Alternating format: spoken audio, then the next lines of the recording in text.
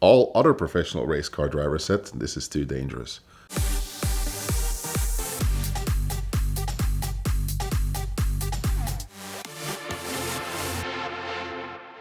I think it was back in 2016, Koenigsegg, from all manufacturers, they tried to do a lap record at the Nurburg Ring. Now, lap records at the Nurburg Ring is pointless, actually, but manufacturers love to brag with their lap times on the Nurburg Ring. First, you need to understand how this works, actually, doing as a manufacturer a lap record on the Nurburg Ring. So you only get these, what they call power slots. So you get 2 hours time, and you share this with like 3 or 4 manufacturers, and they can do one fast lap.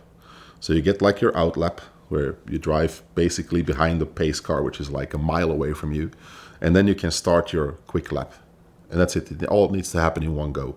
Now, this is very expensive because you need to kind of plan for weather. So the days where this is possible, it's usually on Wednesdays at the Nurburgring. So for everybody who wants to see this happening, if you want to be at the Nurburgring and see an actual lap record, well, come on a Wednesday. You're likely to see it happen. Koenigsegg decided, hey, let's get into the lap record game.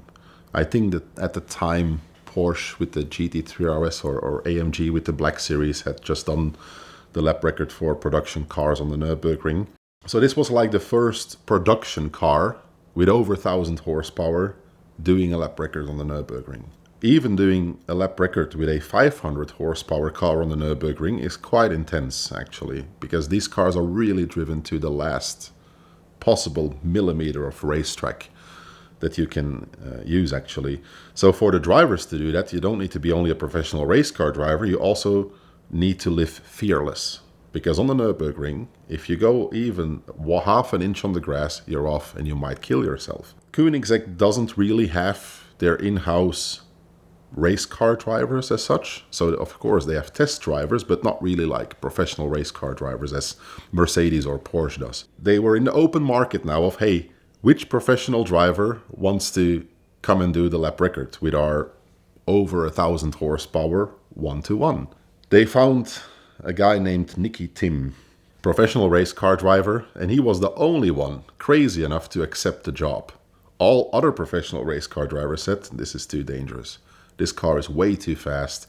It's not a track car, it's a hyper car, but it's nowhere near what it should be to be a race car. So this is simply too much risk for us. But Nicky Tim, Scandinavian as he is, no fear, he said, let's do it and let's break the lap record. Now, the problem with the Koenigsegg 1-to-1 was that there was, as the name says it, it's a one-off car. So everybody who ever purchased one, purchased it once.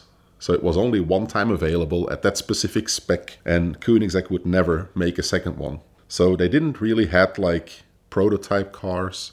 They didn't really have a bunch of them in stock. So they had to use a customer car in order to do the lap record, actually. Nicky Tim goes out and crashes the Koenigsegg 1-to-1.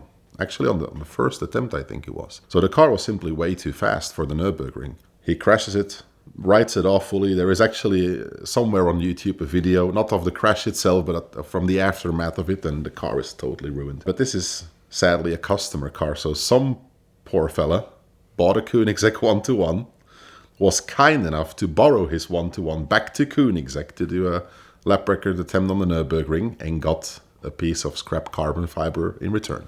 We call this eye-pull, industry driving on the Nurburgring.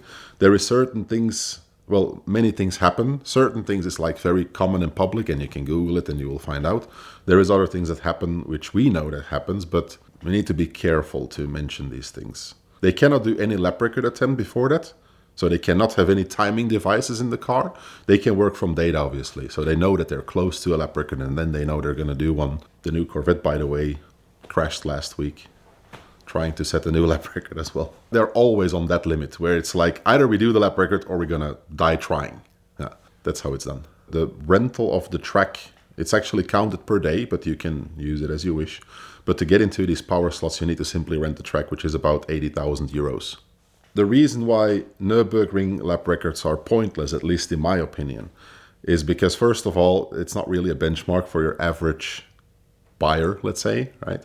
So the best example here is the GT3 RSs. They always have the lap records, right? Always. So the GT3 RS is like the most sold car, let's say, that has an actual lap record on the Nurburgring. All the other lap records car are almost unobtainable for most people. So let's say the GT3 RS is like the most common car of the lap record cars. They got stuck at a 640 whatever lap time doing this lap record, and you'll see the average guy doing a sub-7 bridge to gantry lap, as we call this on the Nurburgring, on tourist drives. But that's like 1.5 kilometers of less track, right? And they get close to that lap record time. But there is not many people in the world, you can literally count them on one hand, that could actually do the same lap time. So the average consumer has absolutely no benefit with knowing how fast his car can go on the Nurburgring, because one, he never gonna get there, never ever. Second of all, he's gonna wreck his car trying. And third of all, it's a marketing stunt where manufacturers promise a product which is capable of a promising thing which no customer can actually replicate. This is like people selling you a Wagyu steak and claiming it's the best steak to somebody who can really not cook. Next to that, obviously, the track changes way too often. So every single year we have repavements going on in the winter time. So parts of the track, I mean, it's a 13.5 mile track, so it's so long it needs repavement once in a while. So the track has become a lot quicker in the last couple of years, which actually recently Porsche proven with the Carrera GT re-lap record, as I call it. So they simply fitted more modern tires and they went 15 seconds quicker. Not just because of the tires, obviously, was a big part of it, but also because the track simply became quicker. So if you would buy today, let's say the GT3 RS, which can do a 640 whatever, and you say, hey, my car has the lap record on the Nurburgring, well, bad luck, because next year somebody else will have the quickest lap on the Nurburgring, and now your car is not valuable at all anymore. Even manufacturers like Porsche, they have a very small budget when it comes to actually doing these lap records in comparison to what their production budget will be. They usually are very careful with trying to do a lap record. So they will do some weeks or months of testing their cars. They will be very, very careful in who they allow to drive their cars. It's usually home factory race car drivers, so people that race for Porsche, like let's say a Kevin Estre or whatever, they will do the testing before then the one designated driver does the actual lap record. And this is all to limit the risk of accidents or whatever. They use 1 or 2 cars for that, and that's it. So there is a big difference between having a supercar, a hypercar, and a sports car, right? And then next to that, you have an actual race car.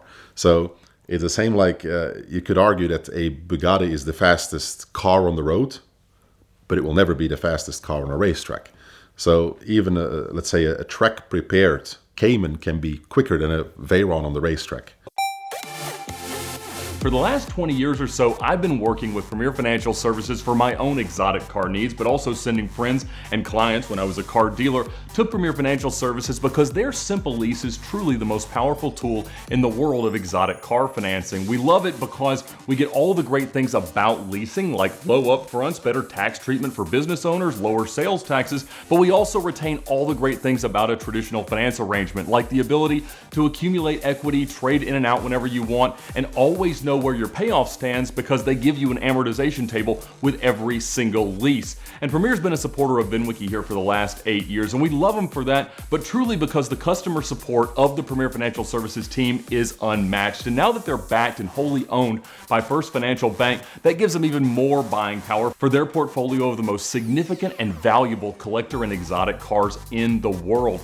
It's also allowing them to create new and more interesting finance options and programs for their clients and giving them much more buying power, which is what everybody is looking for as they go on the search for their dream car. So check out Premier Financial Services right now at the link in the description below to thank them for their support of VINwiki and know that they'll be the perfect supporter of your journey to own your dream car.